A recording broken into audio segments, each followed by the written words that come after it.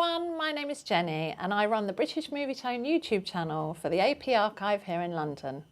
We are absolutely thrilled to have hit 100,000 subscribers. So if you're one of our subscribers, thank you so much. I am really proud of my silver button. I polish it every day.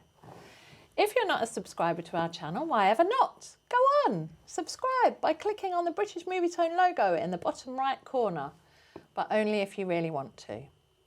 My colleague Rob and I thought it would be fun to make a little video showing you some of the treasures from the British Movietone collection. We've actually had to do our own hair and makeup, but I think we've scrubbed up okay. We have. There was a tight budget, but we made do. We made do. Right, to be a bit more formal. Hello, Rob. Hello, Jenny. Rob is going to ask me some probing questions about the collection, like an old school TV presenter, aren't you, Rob? This is going to be Parkinson style. Yeah, Parkinson's. Yeah. Yeah, I love it. Are you going to put on a very posh newsreader accent to do this? No, I'm not. No, he's not. Should we get started? Yes, let's. Okay. So for those who haven't yet subscribed to the channel, can you tell us a little bit more about the collection? Yes, of course.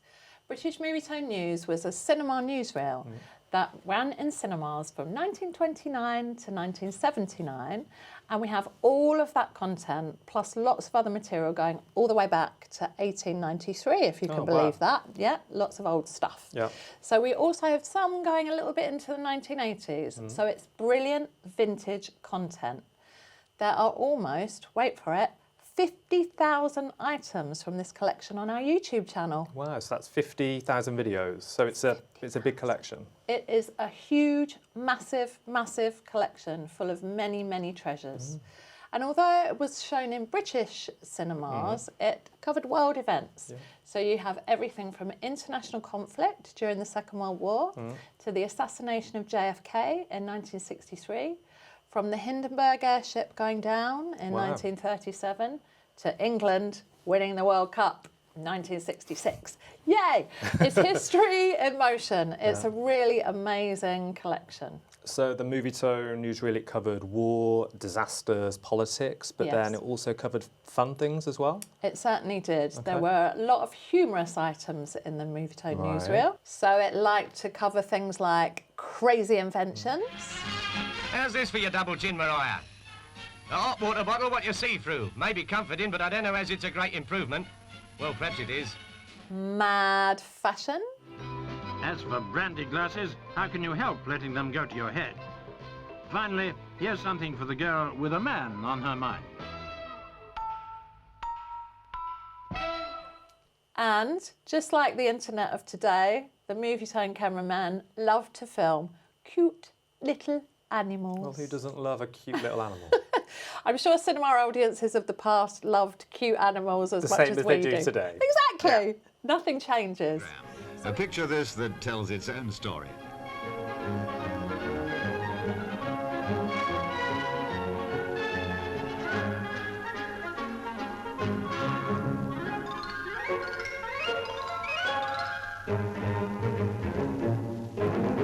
So it's all here and so much more. Whatever you're interested in, I guarantee you will find something fabulous in this collection. So from all these different topics that you're talking about then, what would you say is the most popular on the channel? Well, we've been surprised, but it's actually royals. People seem to be really interested in royal stories, especially ones about Princess Margaret. We're not quite sure why. Well, everyone loves a royal rebel, perhaps. A royal rebel. I think you've got it there. Perhaps that's something to do with it. I think that's probably it. So Movietone cameramen covered loads of royal events such as births, marriages and royal tours. And we have wonderful footage of the Queen's coronation too. In fact,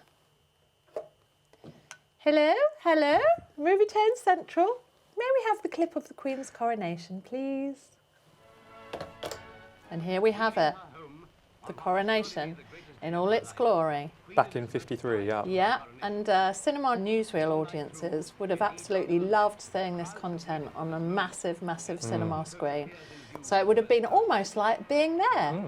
So it was a massive news story at the time, and Movietone cameramen captured all the pomp and circumstance, and people loved to see this at the cinema. Yeah. No, it looks like amazing footage. It is, it's gorgeous, glorious stuff. So we think the TV series The Crown has probably stimulated quite a lot of interest in our royal footage at the moment. And I believe The Crown used original British Movietone footage in the first 2 seasons, and then again later in the season that's due out this year. Yep, that's correct. Yep, Wow. they came to Movietone to do a lot of research into looking at, you know, coverage of royal events that are featured in the actual series, and they used some of the content on screen too. So And that's obviously amazing promotion for the collection. it's great. It's wonderful. We love our footage to be used in creative ways. It's brilliant. So what else then is popular on the channel? Well, we find spectacular events are very popular on our YouTube channel. One of our most watched videos is this one of Niagara Falls. I just love the commentary. These sensational pictures were taken by Movietone's cameramen at the world-famous Niagara Falls. The first appearance of these telltale cracks persuaded us to start a round-the-clock vigil high up over the thundering chasm.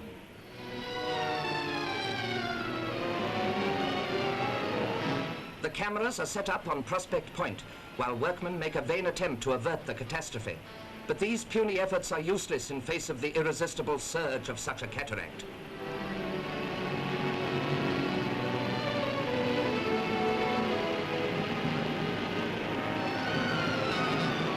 Risking life and limb, and cameras too, Movietone was rewarded by these breathtaking pictures as the rock face shuddered and gave way.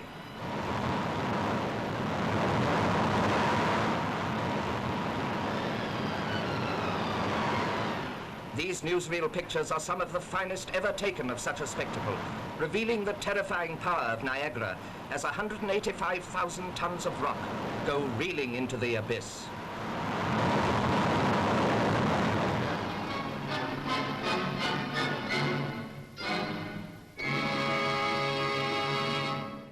I think it really is amazing that the cameraman was there to capture that incredible footage. To produce such an amazing film back in 1954. Yeah, it's so clear. He was so close. Yeah.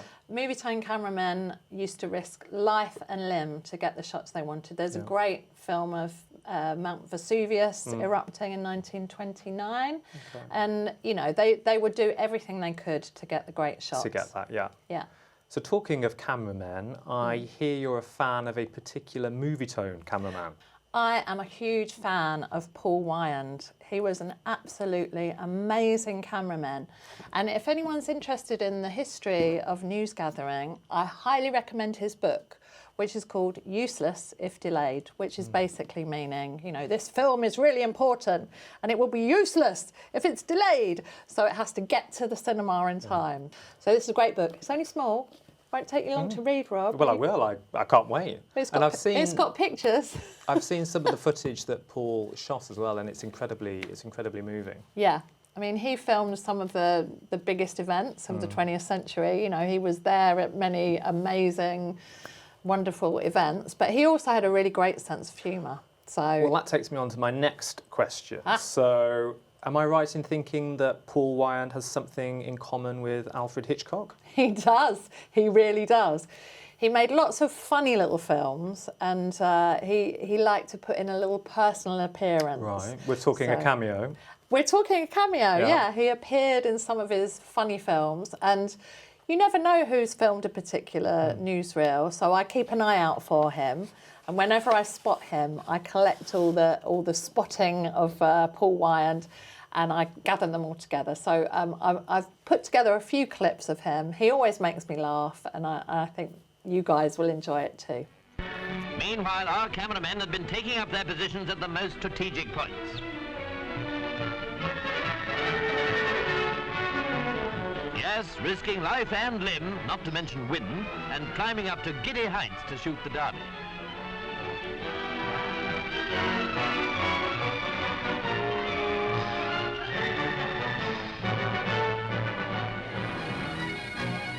Not much bigger than the corgi dogs after which they're named, these little machines are great petrol savers and can do up to 150 miles to the gallon. They have a speed of 30 miles an hour and they're sturdily built. Sometimes it's just as well they are. Wartime queues, which fast became a feature of the British way of life, are about to become a memory.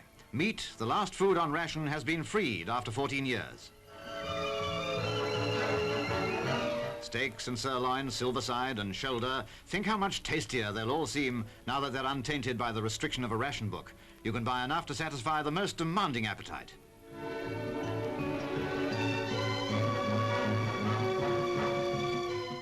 It seems to taste even better eaten out of paper, strolling home from the cinema. While it's usually sold in a hygienic paper bag, one question is still unsolved. Which newspaper is the best to wrap it in? We leave the choice to you. What really matters is that we can look forward to at least another century of nourishing enjoyment. Another 100 years of the good companions.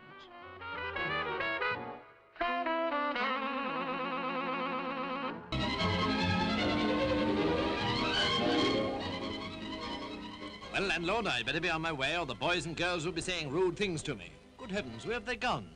I suppose they think I'm Reg Harris.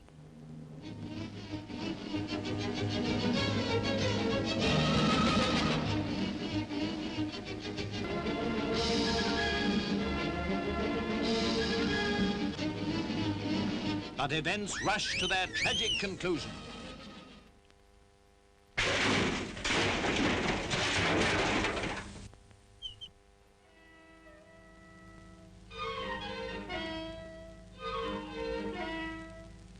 And that was his holiday, Will. Ah, Will. I love him. He's my hero. So moving on, Yes. what's the most exciting project you've been involved with since the launch of the British Movietone channel in 2015? Well, one of the great things about working on YouTube is that you can collaborate with other YouTube creators. So we've made some great films with filmmakers who want to use British Movietone to give context to their historical... In their own films? Yeah, so it helps to contextualise historical things they're talking about. Oh, okay. But one of my favourite collaborations was one that we did with the wonderful Brady Haran of the Objectivity channel. Right. Brady actually came into the archive. You can see here you him are. here. Yeah. That was the card index, and this is our tape storage here. So you're getting a little glimpse into the world of the AP archive. So Brady put his white gloves of destiny on, and he chooses an index card at random. Okay. And then we look at the film together. And did you find any gems? We did. We found some really exciting stuff. Yeah. Oh, we have got something very interesting. Have we? Yes, look at this.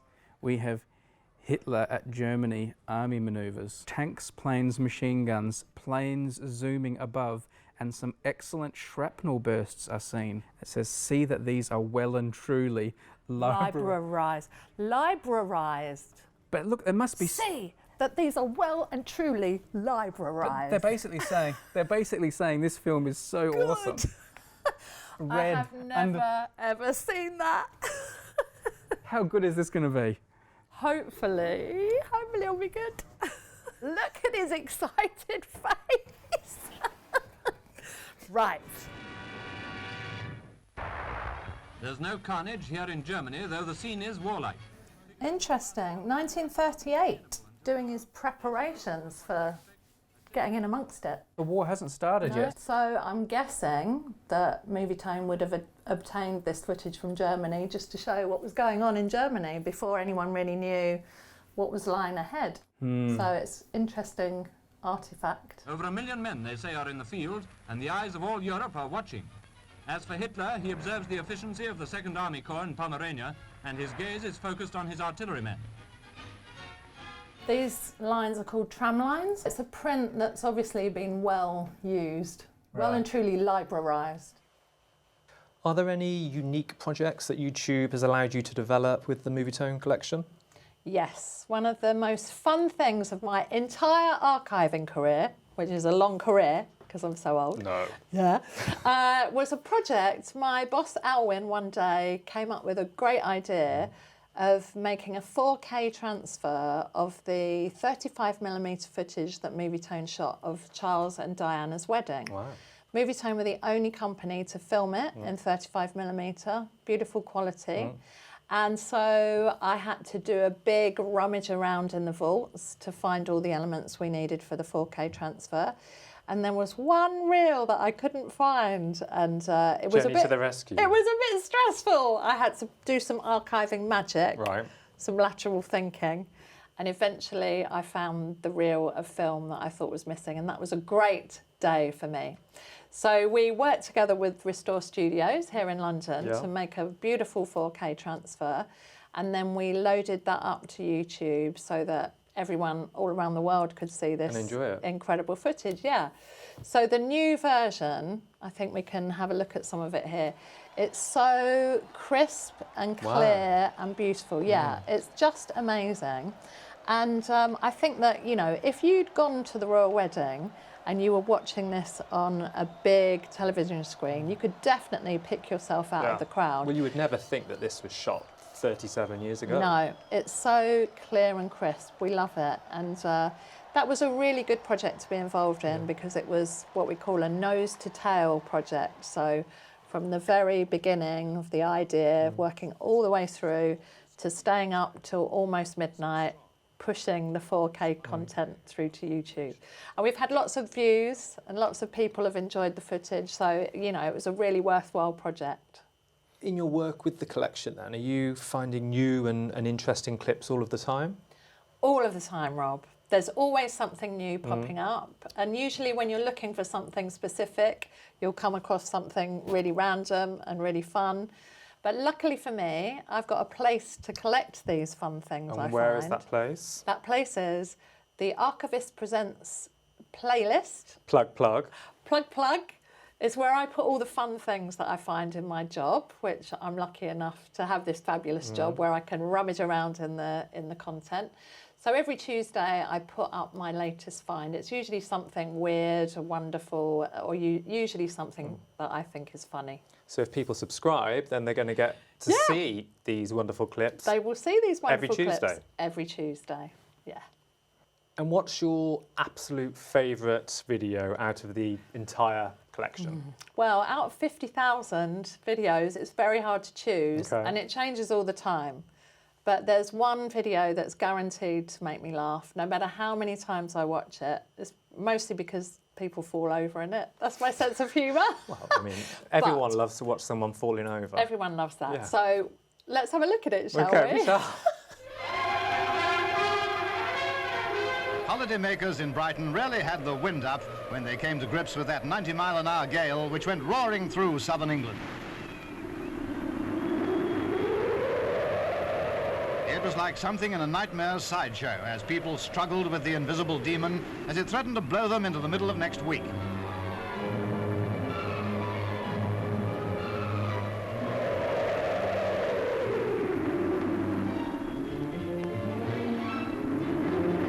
If you let go and run, then you're asking for trouble.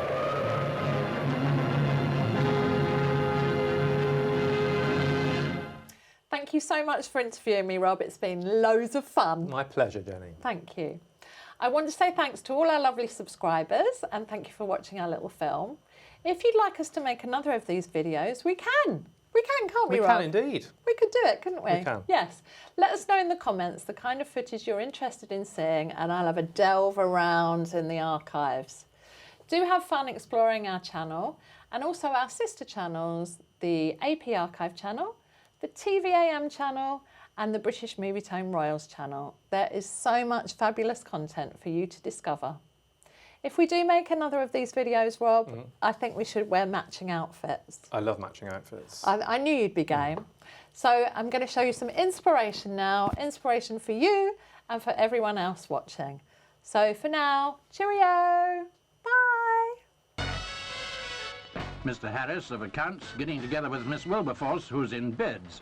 Actually, it's the latest bonsoir range filmed at a South London bedding factory. A judo style, not that he anticipates throwing anyone out.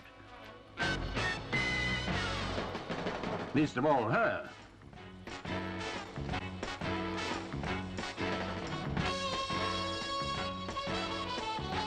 Beds have come a long way in the last 20 years or so. New materials, new techniques. Likewise, pajamas. How different from the frills and flounces of the gay 90s, as useful for lounging as for sleeping in. In fact, fashion is playing a bigger part than ever in the pyjama game. A Prince of Wales check, pretty topical. Both these styles with matching robes are typical of the designs which have won this company markets in almost every country in the world. Famous couturier Hardy Ames is responsible for many designs in the range. His sleep coat underlines the dual role played by the modern pyjama. Prices range from under 50 shillings to around 10 guineas for the more luxurious numbers in silk.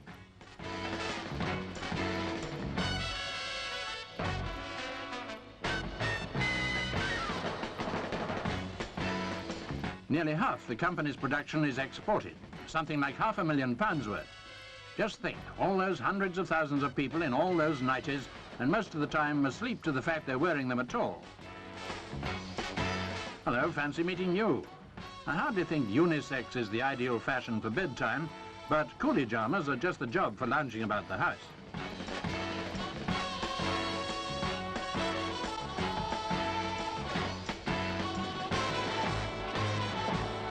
Of all the recent fashion imports, the kaftan idea is among the most striking, designed by Hardy Ames and full of Eastern promise.